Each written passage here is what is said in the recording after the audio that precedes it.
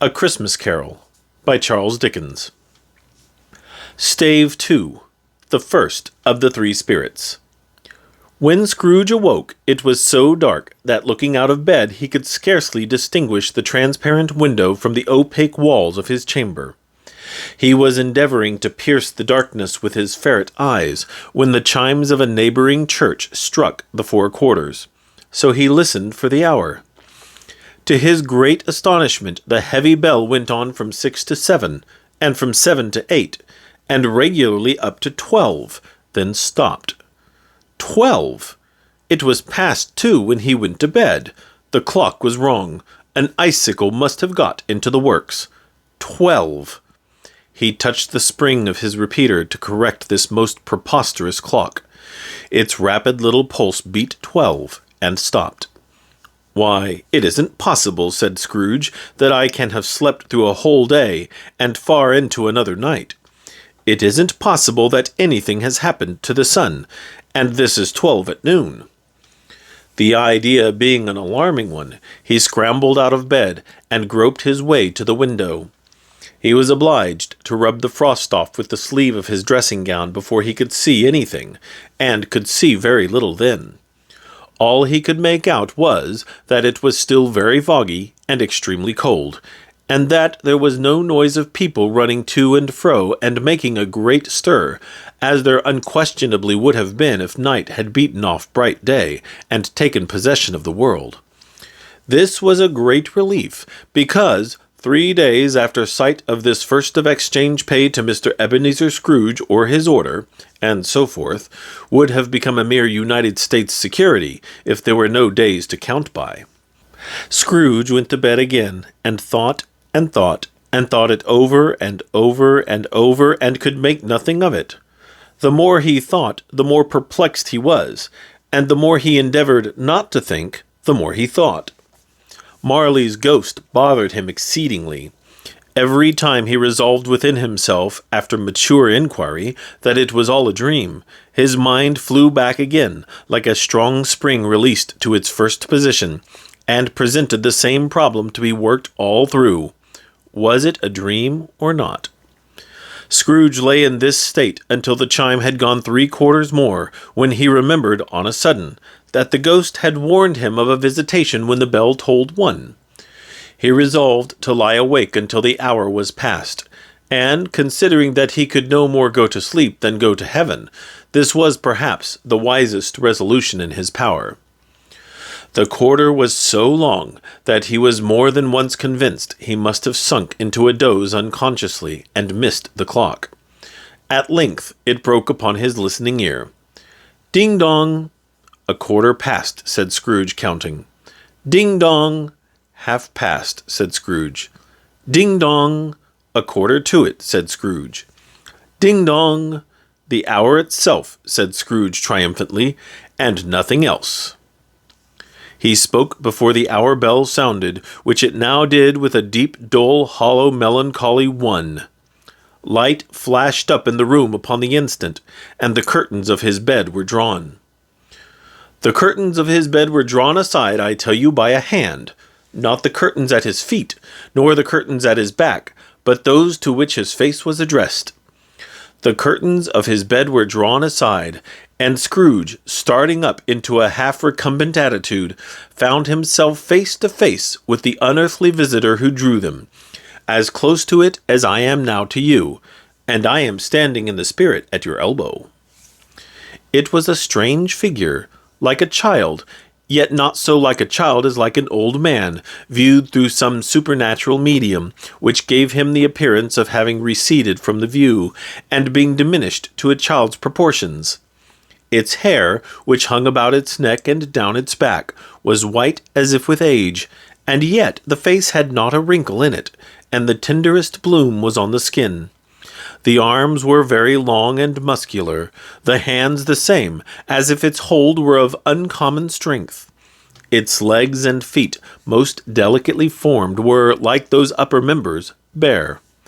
It wore a tunic of the purest white, and round its waist was bound a lustrous belt, the sheen of which was beautiful. It held a branch of fresh green holly in its hand, and, in singular contradiction of that wintry emblem, had its dress trimmed with summer flowers.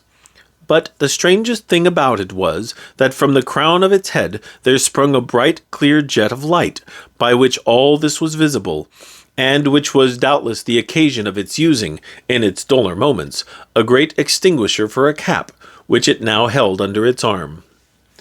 Even this, though, when Scrooge looked at it with increasing steadiness, was not its strangest quality. For as its belt sparkled and glittered now in one part, and now in another, and what was light one instant, at another time was dark, so the figure itself fluctuated in its distinctness, being now a thing with one arm, now with one leg, now with 20 legs, now a pair of legs without a head, now a head without a body, of which dissolving parts no outline would be visible in the dense gloom wherein they melted away.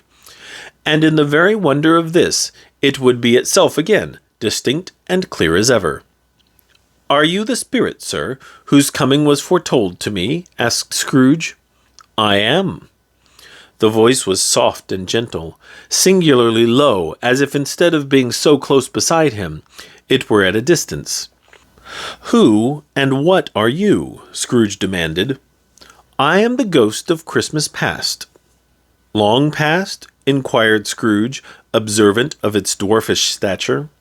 "No, your past."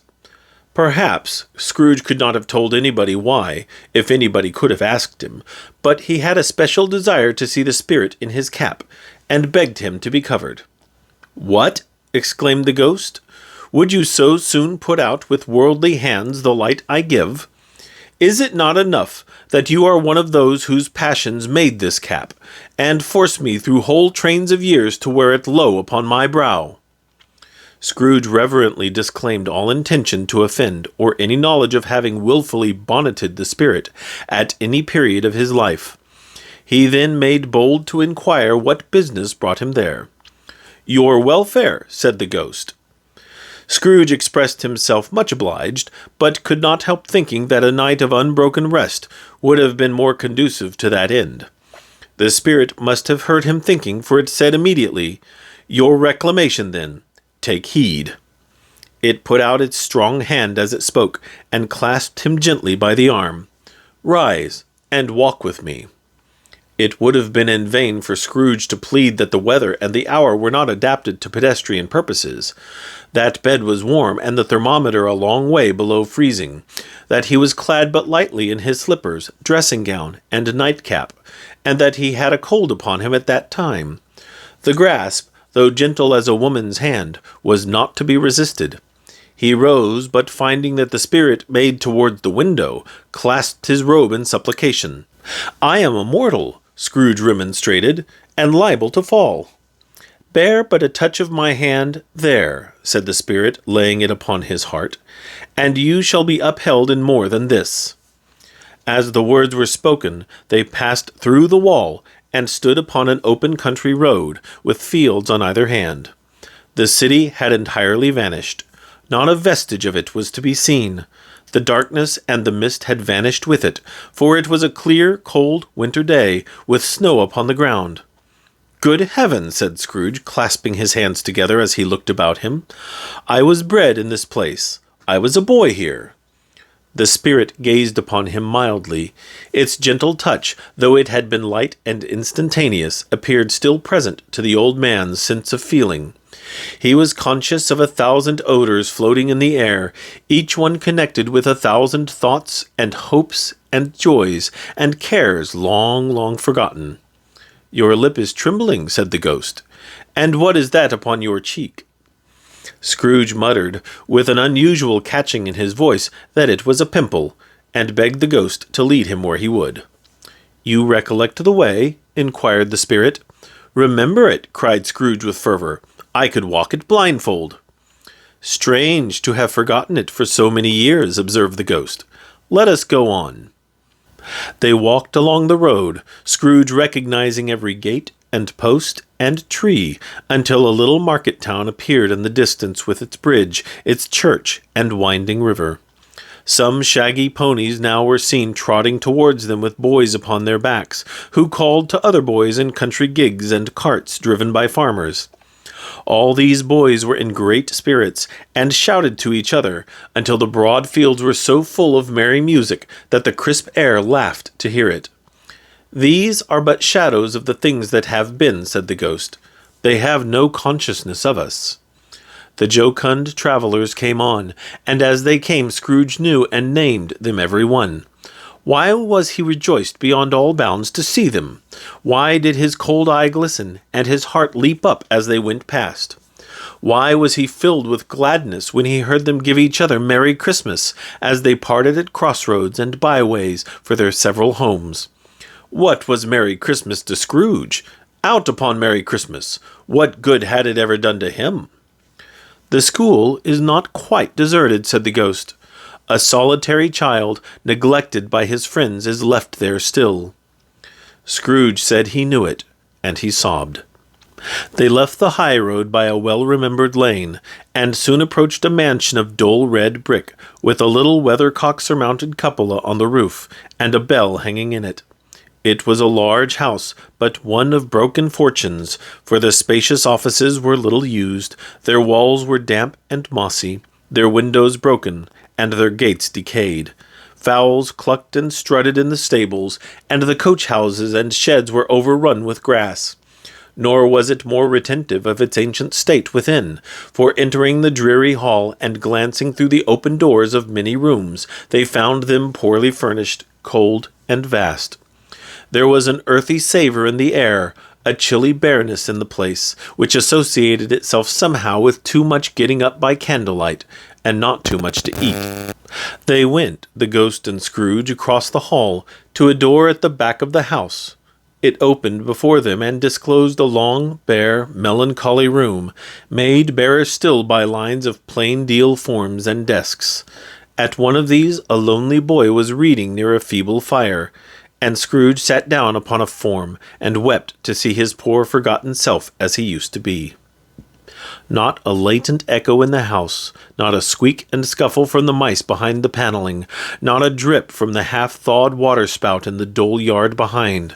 Not a sigh among the leafless boughs of one despondent poplar, not the idle swinging of an empty storehouse door, no, not a clicking in the fire, but fell upon the heart of Scrooge with a softening influence, and gave a freer passage to his tears.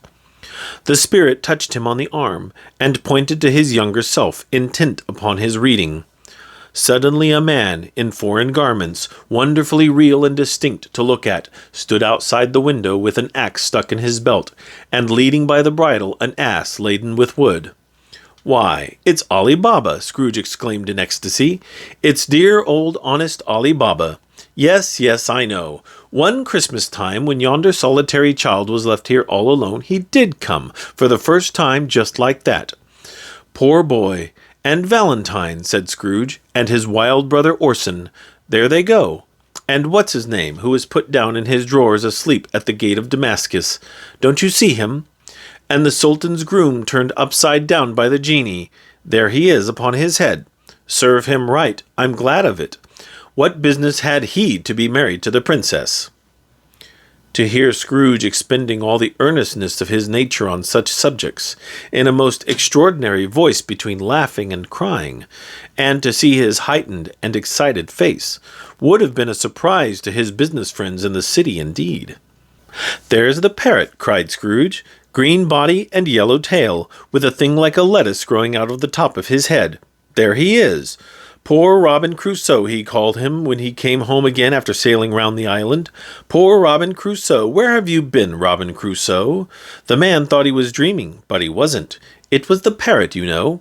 There goes Friday running for his life to the little creek. Hallo! Hoop! Halloo!" Then, with a rapidity of transition very foreign to his usual character, he said, in pity for his former self, "Poor boy," and cried again. "I wish," Scrooge muttered, putting his hand in his pocket and looking about him after drying his eyes with his cuff. "But it's too late now." "What is the matter?" asked the spirit. "Nothing," said Scrooge. "Nothing. There was a boy singing a Christmas carol at my door last night."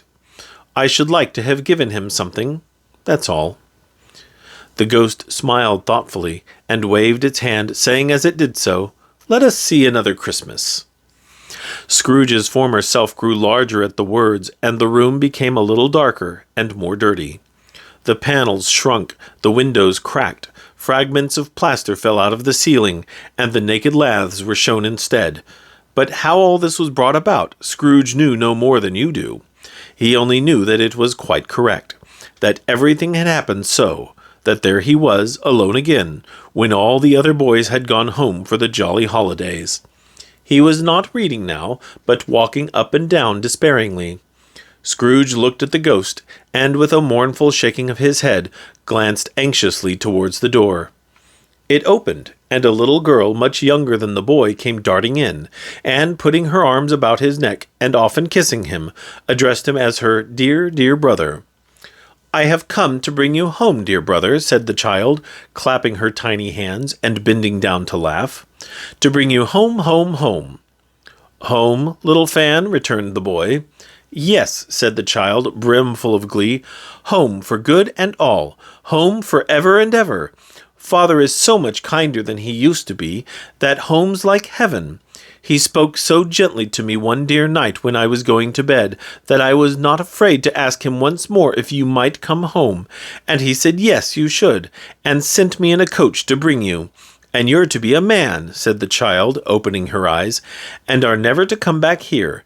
But first, we're to be together all the Christmas long, and have the merriest time in all the world." "You are quite a woman, little Fan," exclaimed the boy. She clapped her hands and laughed, and tried to touch his head, but being too little, laughed again, and stood on tiptoe to embrace him. Then she began to drag him in her childish eagerness towards the door, and he, nothing loth to go, accompanied her. A terrible voice in the hall cried, "Bring down Master Scrooge's box there!" And in the hall appeared the schoolmaster himself, who glared on Master Scrooge with a ferocious condescension, and threw him into a dreadful state of mind by shaking hands with him. He then conveyed him and his sister into the veriest old well of a shivering best parlour that ever was seen, where the maps upon the wall, and the celestial and terrestrial globes in the windows, were waxy with cold. Here he produced a decanter of curiously light wine, and a block of curiously heavy cake, and administered installments of those dainties to the young people, at the same time sending out a meagre servant to offer a glass of something to the postboy, who answered that he thanked the gentleman, but if it was the same tap as he had tasted before, he had rather not. Master Scrooge's trunk being by this time tied on to the top of the chaise, the children bade the schoolmaster good-bye right willingly, and, getting into it, drove gaily down the garden sweep, the quick wheels dashing the hoarfrost and snow from off the dark leaves of the evergreens like spray. "Always a delicate creature whom a breath might have withered," said the ghost, "but she had a large heart." "So she had," cried Scrooge. "You're right. I will not gainsay it, spirit. God forbid." "She died a woman," said the ghost, "and had, as I think, children." "One child," Scrooge returned. "True," said the ghost. "Your nephew." Scrooge seemed uneasy in his mind, and answered briefly, "Yes." Although they had but that moment left the school behind them, they were now in the busy thoroughfares of a city, where shadowy passengers passed and repassed, where shadowy carts and coaches battled for the way, and all the strife and tumult of a real city were. It was made plain enough by the dressing of the shops that here too it was Christmas time again, but it was evening, and the streets were lighted up. The ghost stopped at a certain warehouse door, and asked Scrooge if he knew it. "Know it," said Scrooge. "Was I apprenticed here?" They went in, at sight of an old gentleman in a Welsh wig sitting behind such a high desk that if he had been 2 inches taller he must have knocked his head against the ceiling. Scrooge cried in great excitement, "Why, it's old Fezziwig! Bless his heart, it's Fezziwig alive again!" Old Fezziwig laid down his pen, and looked up at the clock, which pointed to the hour of 7. He rubbed his hands, adjusted his capacious waistcoat, laughed all over himself from his shoes to his organ of benevolence, and called out in a comfortable, oily, rich, fat, jovial voice, "Yo-ho there! Ebenezer! Dick! Scrooge's former self, now grown a young man, came briskly in, accompanied by his fellow prentice. "Dick Wilkins, to be sure," said Scrooge to the ghost. "Bless me, yes, there he is. He was very much attached to me, was Dick. Poor Dick, dear, dear." "Yo-ho, my boys," said Fezziwig. "No more work tonight. Christmas Eve, Dick. Christmas, Ebenezer." "Let's have the shutters up," cried old Fezziwig, with a sharp clap of his hands, "before a man can say Jack Robinson." You wouldn't believe how those two fellows went at it. They charged into the street with the shutters. 1, 2, 3, had 'em up in their places. 4, 5, 6, barred 'em and pinned 'em. 7, 8, 9, and came back before you could have got to 12, panting like racehorses. "Hilly-ho!" cried old Fezziwig, skipping down from the high desk with wonderful agility. "Clear away, my lads, and let's have lots of room here. Hilly-ho, Dick! Cheer up, Ebenezer!" Clear away! There was nothing they wouldn't have cleared away, or couldn't have cleared away, with old Fezziwig looking on. It was done in a minute. Every movable was packed off, as if it were dismissed from public life for evermore. The floor was swept and watered, the lamps were trimmed, fuel was heaped upon the fire, and the warehouse was as snug and warm and dry and bright a ballroom as you would desire to see upon a winter's night. In came a fiddler with a music book, and went up to the lofty desk, and made an orchestra of it, and turned like 50 stomach aches. In came Mrs. Fezziwig, one vast substantial smile. In came the 3 Miss Fezziwigs, beaming and lovable. In came the 6 young followers whose hearts they broke. In came all the young men and women employed in the business. In came the housemaid, with her cousin, the baker. In came the cook, with her brother's particular friend, the milkman. In came the boy from over the way, who was suspected of not having board enough from his master, trying to hide himself behind the girl from next door, but one who was proved to have had her ears pulled by her mistress. In they all came, one after another, some shyly, some boldly, some gracefully, some awkwardly, some pushing, some pulling. In they all came anyhow and everyhow. Away they all went, 20 couple at once, hands half round and back again the other way, down the middle and up again, round and round in various stages of affectionate grouping. Old top couple always turning up in the wrong place, new top couple starting off again as soon as they got there, all top couples at last, and not a bottom one to help them. When this result was brought about, old Fezziwig, clapping his hands to stop the dance, cried out, "Well done!" And the fiddler plunged his hot face into a pot of porter, especially provided for that purpose. But, scorning rest upon his reappearance, he instantly began again, though there were no dancers yet, as if the other fiddler had been carried home exhausted on a shutter, and he were a brand-new man resolved to beat him out of sight or perish. There were more dances, and there were forfeits, and more dances, and there was cake, and there was negus, and there was a great piece of cold roast, and there was a great piece of cold boiled, and there were mince pies, and plenty of beer.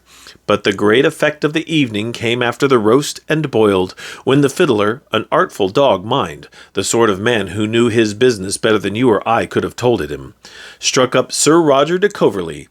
Then old Fezziwig stood out to dance with Mrs. Fezziwig, top couple too, with a good stiff piece of work cut out for them, 3 or 4 and 20 pair of partners, people who were not to be trifled with, people who would dance, and had no notion of walking.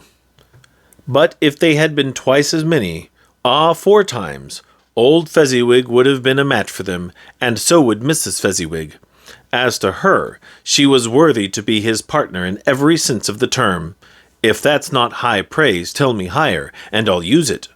A positive light appeared to issue from Fezziwig's calves. They shone in every part of the dance like moons. You couldn't have predicted, at any given time, what would have become of them next.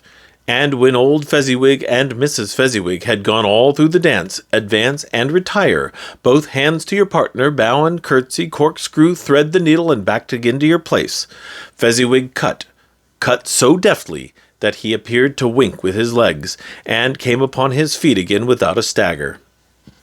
When the clock struck 11, this domestic ball broke up. Mr. and Mrs. Fezziwig took their stations, one on either side of the door, and, shaking hands with every person individually as he or she went out, wished him or her a Merry Christmas. When everybody had retired but the two prentices, they did the same to them, and thus the cheerful voices died away, and the lads were left to their beds, which were under a counter in the back shop.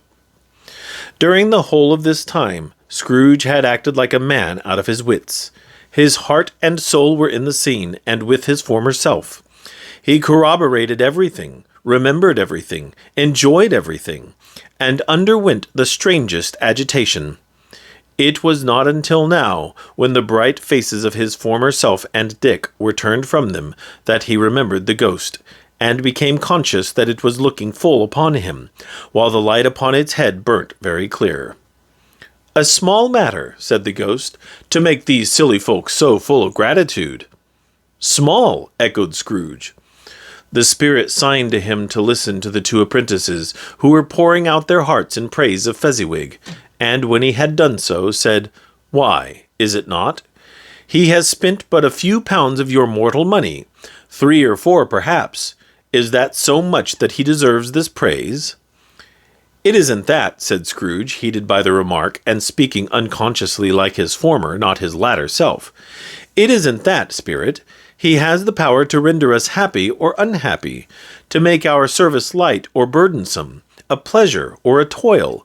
Say that his power lies in words and looks, in things so slight and insignificant that it is impossible to add and count 'em up. What then? The happiness he gives is quite as great as if it cost a fortune." He felt the spirit's glance and stopped. "What is the matter?" asked the ghost. "Nothing particular," said Scrooge. "Something, I think," the ghost insisted. "No," said Scrooge. "No. I should like to be able to say a word or two to my clerk just now, that's all." His former self turned down the lamps as he gave utterance to the wish, and Scrooge and the ghost again stood side by side in the open air. "My time grows short," observed the spirit. "Quick." This was not addressed to Scrooge, or to anyone whom he could see, but it produced an immediate effect. For again Scrooge saw himself. He was older now, a man in the prime of life. His face had not the harsh and rigid lines of later years, but it had begun to wear the signs of care and avarice. There was an eager, greedy, restless motion in the eye, which showed the passion that had taken root, and where the shadow of the growing tree would fall. He was not alone, but sat by the side of a fair young girl in a mourning dress, in whose eyes there were tears, which sparkled in the light that shone out of the ghost of Christmas past. "It matters little," she said softly, "to you very little. Another idol has displaced me, and if it can cheer and comfort you in time to come, as I would have tried to do, I have no just cause to grieve." "What idol has displaced you?" he rejoined. "A golden one." "This is the even-handed dealing of the world," he said. "There is nothing on which it is so hard as poverty, and there is nothing it professes to condemn with such severity as the pursuit of wealth." "You fear the world too much," she answered gently. "All your other hopes have merged into the hope of being beyond the chance of its sordid reproach. I have seen your nobler aspirations fall off one by one, until the master passion, gain, engrosses you. Have I not?" "What then?" he retorted. "Even if I have grown so much wiser, what then? I am not changed towards you." She shook her head. "Am I?" "Our contract is an old one. It was made when we were both poor and content to be so, until in good season we could improve our worldly fortune by our patient industry. You are changed. When it was made, you were another man." "I was a boy," he said impatiently. "Your own feeling tells you that you were not what you are," she returned. "I am. That which promised happiness when we were one in heart is fraught with misery now that we are two. How often and how keenly I have thought of this I will not say. It is enough that I have thought of it, and can release you." "Have I ever sought release?" "In words, no, never." "In what, then?" "In a changed nature, in an altered spirit, in another atmosphere of life, another hope as its great end. in everything that made my love of any worth or value in your sight.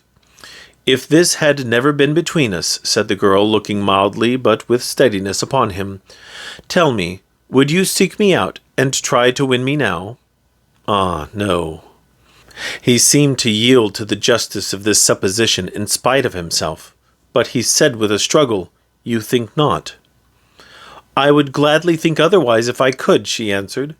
Heaven knows, when I have learned a truth like this, I know how strong and irresistible it must be.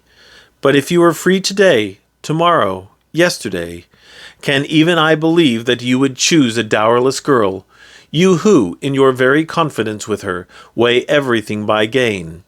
Or, choosing her, if for a moment you were false enough to your one guiding principle to do so, do I not know that your repentance and regret would surely follow? I do, and I release you, with a full heart for the love of him you once were. He was about to speak, but with her head turned from him, she resumed. You may. The memory of what is past half makes me hope you will have pain in this. A very, very brief time, and you will dismiss the recollection of it gladly as an unprofitable dream from which it happened well that you awoke. May you be happy in the life you have chosen. She left him, and they parted. Spirit, said Scrooge, show me no more. Conduct me home. Why do you delight to torture me? One shadow more, exclaimed the ghost. No more, cried Scrooge, no more. I don't wish to see it. Show me no more. But the relentless ghost pinioned him in both his arms, and forced him to observe what happened next. They were in another scene and place, a room not very large or handsome, but full of comfort. Near to the winter fire sat a beautiful young girl, so like that last that Scrooge believed it was the same until he saw her, now a comely matron, sitting opposite her daughter. The noise in this room was perfectly tumultuous, for there were more children there than Scrooge in his agitated state of mind could count, and, unlike the celebrated herd in the poem, they were not 40 children conducting themselves like one, but every child was conducting itself like 40.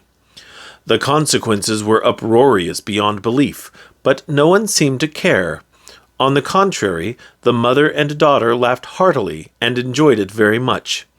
And the latter, soon beginning to mingle in the sports, got pillaged by the young brigands most ruthlessly. What would I not have given to be one of them? Though I never could have been so rude, no. I wouldn't for the wealth of all the world have crushed that braided hair and torn it down. And for the precious little shoe, I wouldn't have plucked it off, God bless my soul, to save my life. As to measuring her waist in sport, as they did, bold young brood, I couldn't have done it. I should have expected my arm to have grown rounded for a punishment, and never come straight again. And yet I should have dearly liked, I own, to have touched her lips, to have questioned her, that she might have opened them, to have looked upon the lashes of her downcast eyes, and never raised a blush, to have let loose waves of hair, an inch of which would be a keepsake beyond price. In short, I should have liked, I do confess, to have had the lightest license of a child, and yet to have been man enough to know its value.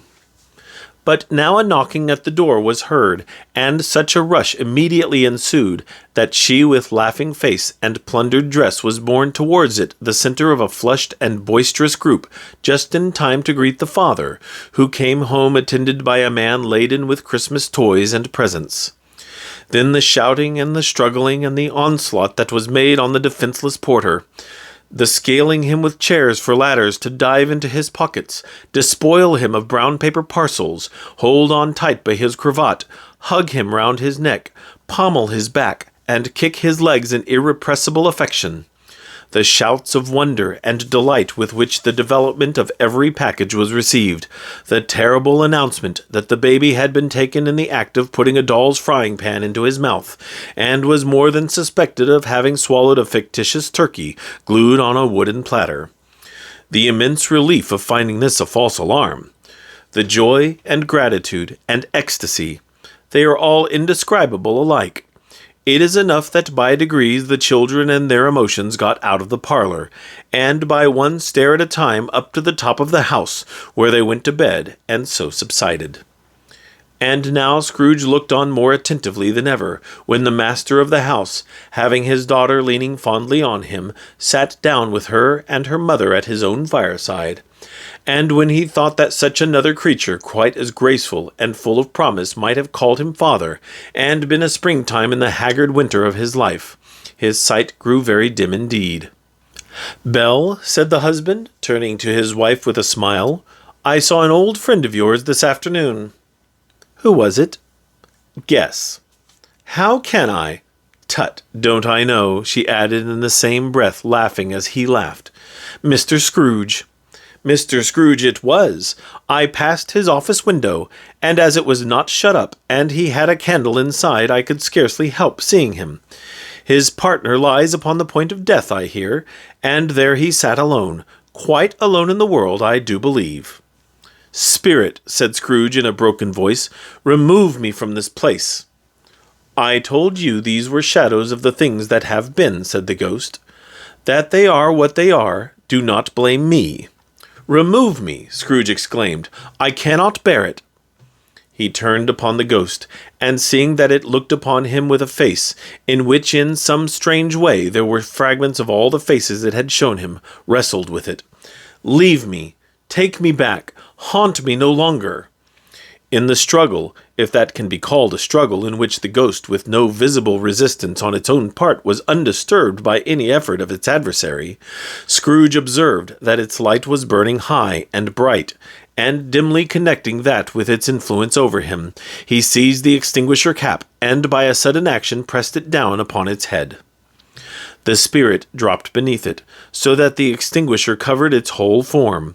But though Scrooge pressed it down with all his force, he could not hide the light, which streamed from under it in an unbroken flood upon the ground.